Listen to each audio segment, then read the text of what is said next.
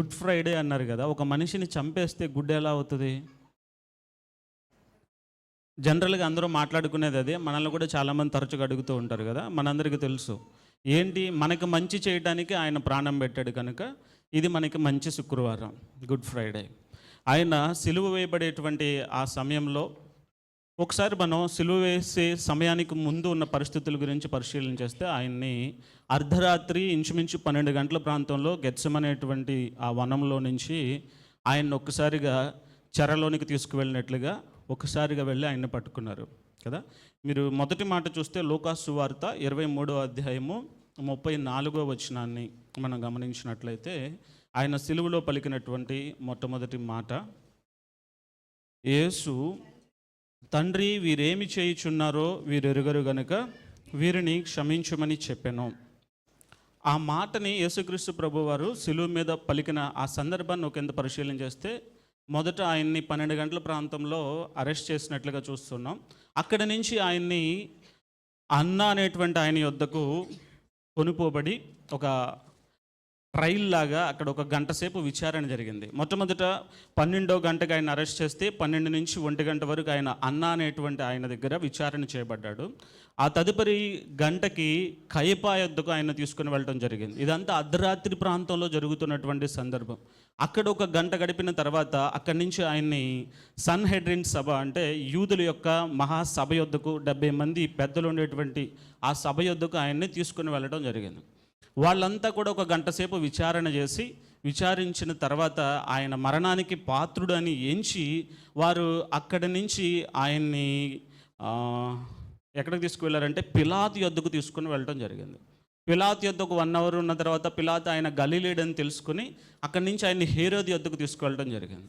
హేరోదు మరలా విచారణ చేసి ఆయన అక్కడి నుంచి మళ్ళీ పిలాతు యొద్దకు పంపించడం జరిగింది. ఈ జర్నీ అంతా జరిగేసరికి అర్ధరాత్రి 12 గంటల నుంచి ఉదయం 6 గంటలు అయింది. తెల్లవారు 6 గంటలు అయింది. 6 గంటలకు ఆయన్ని ప్రేతోర్యం అనేటువంటి రాజమందిరంలోనికి తీసుకువెళ్ళి అక్కడ రోమా సైనికులు ఆయన్ని కొరడాలతో కొడుతున్నారు, రెల్లుతో కొడుతున్నారు, తలకు ముళ్ళ కిరీటాన్ని గుచ్చుతున్నారు, ఊదారంగు వస్త్రం ధరించారు ఆయనకి. అలాగే యూదుల రాజా అని ఆయన్ని అవహేళన చేస్తూ అపహాస్యం చేస్తూ ఆయన్ని దూషిస్తూ హింసిస్తూ ఉన్నారు. ఇదంతా కూడా 6 గంటల నుంచి 7 గంటల మధ్యలో జరిగింది. 7 గంటల నుంచి 8 గంటల మధ్యలో ఆయన సిలువ యాత్ర కొనసాగాడు. ఆయన మీద సిలువ వేసి భుజం మీద ఆయనను ఒక గంట పాటు సిలువలో ఆయన హింసించుకుంటూ తీసుకుని వెళ్ళారు. ఆయన కలవరి కొండకు చేరేసరికి 8 గంటలు అయింది. 8 గంటల నుంచి 9 గంటల వరకు ఆయన్ని సిలువలో మేకులు కొట్టి సిలువను 9 గంటలకల్లా ఆయన సిలువ వేసి నిలవబెట్టారు సిలువ మీద. ఒకసారి ఆ సందర్భంలో ఉన్నటువంటి వ్యక్తి ఎలాంటి మానసికమైన పరిస్థితిని కలిగి ఉంటాడు? ఆయన 100% మానవుడు కదా, మానవుడికి లోకానికి వచ్చాడు కదా. దేవుడు 100% ఎలాగో 100% ఆయన హ్యూమన్ బీయింగ్ కూడా కనుక ఒక మానవునిగా ఆయన హృదయంలో ఎలాంటి భావోద్వేగాలు ఉంటాయి ఆ సందర్భంలో. ఆ రాత్రంతా ఆయన విచారణ చేసిన వారందరూ అక్కడే ఉన్నారు, ఆయన్ని హింసిస్తున్న వారందరూ అక్కడే ఉన్నారు, ఆయనని బాధ పెడుతున్న వారందరూ అక్కడే ఉన్నారు. అలాంటి వారి ఎదుట ఆయన నిలవబడి మాట్లాడుతున్న మాటను మనం పరిశీలన చేస్తే, తండ్రి వీరేమి చేయుచున్నారో వీరు ఎరుగరు కనుక వీరిని క్షమించండి. ఎంత శ్రేష్టమైన మాట అండి ఆయన మాట్లాడిన మాట. మనమైతే ఆ సందర్భంలో ఉన్నట్లయితే మనల్ని బాధ పెడుతున్న వారిని మనం క్షమించగలుగుతామా? సిలువలో ఆయన పలికిన ఈ మాటను ఒకంత మనం జ్ఞాపకం చేసుకుంటే మనం అర్థం చేసుకోవాల్సింది ఏంటంటే మన శత్రువులను మనం జ్ఞాపకం చేసుకోవాలి.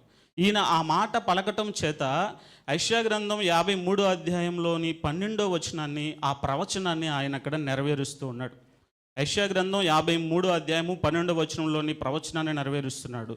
యేసుక్రీస్తు ప్రభు సిలువలో పలికిన ప్రతి మాట కూడా ప్రవచన నెరవేర్పు, ఆజ్ఞ నెరవేర్పు కూడా. ఆయన ఇచ్చినటువంటి ఆజ్ఞను కూడా ఆయనే నెరవేరుస్తూ ఉన్నాడు. ఆయన ఇచ్చిన ఆజ్ఞ ఏంటంటే మత్తయి సువార్త 5వ అధ్యాయంలో మీరు గమనిస్తే ఆ సర్మన్ ఆఫ్ ద మౌంటైన్లో ఆయన పలుకుతూ మాట్లాడతాడు. 5వ అధ్యాయము 38వ వచనము 44వ వచనాన్ని మీరు పరిశీలన చేస్తే ఆయన కంటికి కన్ను పంటికి పన్ను అని ఉన్నది కదా. మోషే మనకి చెప్తూ ఉన్నాడు కదా, శిక్షించిన వారిని శిక్షించాలని. మీరు లేవీకాండం 19:18లో చూసిన, సంఖ్యాకాండం 31:1లో చూసిన హింసకు ప్రతిహింస చేయాలని మోషే ఇశ్రాయేలులకు నేర్పిస్తూ వచ్చాడు. కానీ యేసుక్రీస్తు ప్రభు సిలువ మీదకి వెళ్ళే ముందే ఆయన కొన్ని ఆజ్ఞలు ఇస్తూ వచ్చాడు. ఆ కొండ మీద ప్రసంగంలో ఆయన చెప్తూ వచ్చాడు, కీడుకు ప్రతి కీడు చేయక, హింసకు ప్రతి హింస చేయక, మిమ్మల్ని బాధ పెట్టిన వాళ్ళను మీరేం చేయాలి, మీ శత్రువుల నిమిత్తం మీరు ప్రార్థన చేయాలి అని ఆయన చెప్పిన ఆజ్ఞను ఆయనే నెరవేరుస్తూ ఉన్నాడు. మొదటగా ఆయనకు ముందుగా చెప్పబడిన ప్రవచనాన్ని నెరవేరుస్తూ ఉన్నాడు. ఆయన చెప్పిన, ఆయన ఇచ్చిన ఆజ్ఞను కూడా ఆయన నెరవేరుస్తూ ఉన్నాడు. ఆయన సిలువలో పలికిన ప్రతి మాట మీరు పరిశీలన చేస్తే ఆయన ప్రవచనాలు నెరవేరుస్తూ వచ్చాడు, ఆజ్ఞలు నెరవేరుస్తూ వచ్చాడు. ఆయన సిలువ మీద పలికిన ఈ మాటను ఒకంత పరిశీలన చేస్తే, మొదటి మాటను మనం గుర్తు చేసుకుంటే మన హృదయంలోనికి గుర్తు రావాల్సింది మన శత్రువులు. మన శత్రువులు మన హృదయంలోనికి గుర్తు వచ్చినప్పుడు యేసు ప్రభువు పలికినట్లుగా, సిలువ మీద ఆయన మాట్లాడినట్లుగా, వీరేమి చేయుచున్నారో వీరు ఎరుగని గనుక వీరిని క్షమించండి అని ఆయన చెప్పినట్లుగా మనము మన శత్రువులను క్షమించగలుగుతున్నామా? యేసు ప్రభు ఇక్కడ ఏం చేస్తున్నాడు? క్షమించమని తండ్రికి ఒక విధంగా చూస్తే ప్రార్థిస్తున్నాడని అనుకోవచ్చు. అంతేనా? మరి మనము మన శత్రువుల గురించి ప్రార్థన చేసేవారుగా ఉంటున్నామా? ప్రార్థించుటే ప్రేమించుట. మన శత్రువులను మనం ప్రేమిస్తున్నాము అంటే వాళ్ళ గురించి మనం ప్రార్థన చేయాలి. ప్రతిరోజు మన శత్రువుల గురించి ప్రార్థన చేసేవారుగా మనం ఉంటున్నామా? శత్రువుల గురించి మనం ప్రార్థన చేస్తే ప్రశాంతంగా నిద్రపోతాం. ఎంతమంది ప్రశాంతంగా నిద్రపోగలుగుతున్నారు? మీరు నిద్రపోతున్నప్పుడు మీ శత్రువులు మీకు గుర్తొస్తున్నారా? శత్రువులు అంటే ఎక్కడో ఉండరు కదా, మన ఫ్యామిలీలోనే ఉంటారు. మన భార్య అవ్వచ్చు, లేకపోతే భర్త అవ్వచ్చు, పిల్లలు అవ్వచ్చు, ఎవరైనా కావచ్చు, కుటుంబంలోనే ఉంటారు. ఆ శత్రువులు నీకు గుర్తొచ్చినప్పుడు నీ హృదయంలో వాళ్ళని నువ్వు క్షమించగలుగుతున్నావా? ప్రేమించగలుగుతున్నావా? క్షమించుటే ప్రార్థన, ప్రేమించుట అన్నమాట. ఒక మాటలో చెప్పాలంటే మనం వాళ్ళని నిజంగా క్షమించగలిగితే, ప్రార్థించడం అంటే వాళ్ళని మనం క్షమించగలగటం. మొదట క్షమాపణ, తర్వాత ప్రార్థన. మీ శత్రువులను మీరు జ్ఞాపకం చేసుకుంటే, ఈ సిలువలో యేసుక్రీస్తు పలికిన ఈ మాటను బట్టి మనం అర్థం చేసుకుని గ్రహించవలసిన అంశం ఏంటంటే, మనకంటూ ఉన్న శత్రువుల్ని మనం క్షమించి వారి కోసం మనం ప్రార్థన చేయవలసిన వారమై ఉన్నాం. మీరు నిజంగా శత్రువు అనబడిన వారిని మీరు క్షమించలేకపోతే, మీ హృదయంలో వారి ఎడల మీకు క్షమాపణ కలగకుండా, మనస్ఫూర్తిగా వాళ్ళని క్షమించకుండా మీరు వాళ్ళ కోసం ప్రార్థన చేశామని అనుకున్నా కూడా అది ప్రయోజనం ఉండదు. ఆ మాటకు వస్తే మీకు మనశ్శాంతి, నెమ్మది ఉంది అంటే మీరు వాళ్ళని క్షమించారని అర్థం. నేను వాళ్ళని క్షమించానని పెదవులతో మీరు మాట్లాడుతూ పైన స్టేట్మెంట్లు ఇస్తున్నా మీ అంతరంగంలో కలవరం ఇంకా ఉంది, నెమ్మది ఇంకా లేదు, సమాధానం ఇంకా లేదు, బాధగానే ఉన్నారు, నిద్ర సరిగ్గా పోవట్లేదు, అనాలోచనతో ఉంటున్నారు, ఎక్కడెక్కడో ఆలోచన చేస్తూ ఉన్నారు, హృదయంలో నెమ్మది లేని స్థితిలోనే మీరు ఉంటూ ఉన్నారు అంటే సిలువలో ఆయన పలికిన ఈ మాటను మీరు అనుసరించట్లేదు, దానిని మీరు పాటించట్లేదు. మత్తయి సువార్తలో ఆయన చెప్పినట్లుగా శత్రువుల కొరకు మీరు ప్రార్థన చేసేవారుగా లేరనే దాని అర్థం. లేఖనాన్ని మీరు నెరవేర్చలేకపోతే, ఆయన చెప్పిన మాటను మీరు నెరవేర్చకపోతే అది మీలో ఉన్నటువంటి సమాధానాన్ని, శాంతిని, నెమ్మదిని మీ నుంచి దూరం చేస్తుంది. ప్రభువుని ఎరిగిన మనము ఆయన సిలువలో పలికిన మొట్టమొదటి మాట ద్వారా మనకు ఆయన ఇస్తున్నటువంటి గొప్ప వర్తమానం ఏంటయ్యా అంటే, మీ శత్రువుల కొరకు మీరు ప్రార్థన చేయాలి. అయితే ఆ ప్రార్థన చేసే ముందు మీ శత్రువుని మీరు క్షమించాలి. పెదవులతో క్షమించడం కాదు, హృదయం అంతటితో మనస్ఫూర్తిగా మీరు వారిని క్షమించాలి. ఎందుకు క్షమించాలి అంటే, మీరు వారిని క్షమిస్తేనే మీ తప్పులు క్షమించబడతాయి, మీ పాపములు క్షమించబడతాయి. ఎవ్వరూ పర్ఫెక్ట్ కాదు, ప్రతి ఒక్కరూ బలహీనతలు కలిగే ఉంటాం. వారి పరిధిలో వారు తెలియక ఎన్నో తప్పులు చేస్తూనే ఉంటారు. నువ్వు చేసిన తప్పుకు నీకు దేవుని దగ్గర క్షమాపణ కావాలి, కానీ నీ పక్షాన ఇతరులు చేసిన తప్పును మాత్రం నువ్వు క్షమించలేవు. ఇది న్యాయమా? ఇతరులు మనం ఎప్పుడైతే క్షమించగలుగుతామో, పరిపూర్ణంగా వారి తప్పును క్షమించి వాళ్ళని హృదయానికి దగ్గరగా తీసుకుని వాళ్ళ కోసం నువ్వు ప్రార్థన చేస్తావు. నువ్వు మోకరించిన ప్రతిసారి నీ శత్రువు కోసం ప్రార్థన చేసే మనసు నీకు ఎప్పుడైతే వస్తుందో, వాళ్ళని క్షమించాను ప్రభువా అని వాళ్ళ మేలు కోసం నువ్వు ఎప్పుడైతే ప్రార్థన చేస్తావో, అప్పుడే నీ తప్పులు, నీ పాపములు క్షమించబడతాయి. నువ్వు చేసిన ప్రార్థన ఆయన ఆలకిస్తాడు. నువ్వు వారిని ప్రేమిస్తున్నావు అంటే దాని అర్థం వాళ్ళ కోసం నువ్వు ప్రార్థన చేయాలి.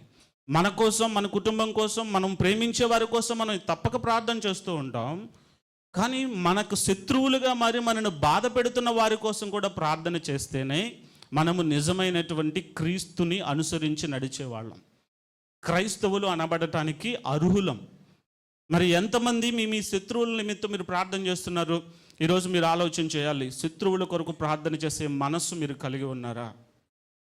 ఆ మాటకు వస్తే శత్రువుని మిత్రుడిగా మీరు మార్చుకోగలుగుతున్నారా?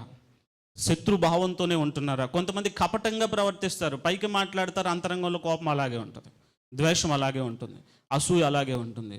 ఆ ఫీలింగ్స్ మన అంతరంగంలో లేకుండా ప్రభు ఎదుట పరిపూర్ణంగా ఎప్పుడైతే శత్రువు నిమిత్తం ప్రార్థన చేస్తామో, సిలువలో ఆయన పలికిన మాటను మనం అర్థం చేసుకున్నట్లు పరిపూర్ణంగా దాన్ని మనం నెరవేరుస్తున్నట్లుగా దాన్ని మనం గమనించవచ్చు. నిజంగా మనం క్షమించగలుగుతున్నామా? ఒకంత పరిశీలన చేసుకోండి. ఆయన ముందు ఆయన ప్రాణం తీస్తున్న వాళ్ళనే, తండ్రి వీరు ఏం చేస్తున్నారో వీళ్ళకి తెలియదు, వీళ్ళని క్షమించి అంటున్నాడు. ప్రాణం తీస్తే అంత శత్రువులు ఉన్నారా మీకు?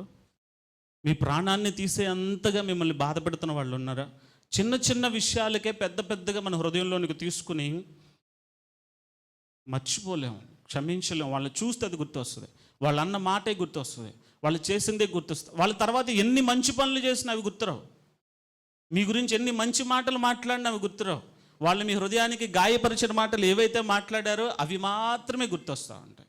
అవి మాత్రమే మిమ్మల్ని హాంట్ చేస్తూ ఉంటాయి. మీకు నెమ్మది లేకుండా లోపల కోపాన్ని తీసుకొచ్చి దేవుని నీతిని నెరవేర్చకుండా చేసేలాగా మనల్ని మార్చేస్తూ ఉంటాయి. కాబట్టి ఈ మాటలు వింటున్న మనం ఆయన పలికిన మొదటి మాటను బట్టి మనం గ్రహించవలసింది, మన శత్రువుల నిమిత్తం మనం ప్రార్థన చేయాలి, వాళ్ళని క్షమించి ప్రార్థన చేసేవారుగా ఉండాలి.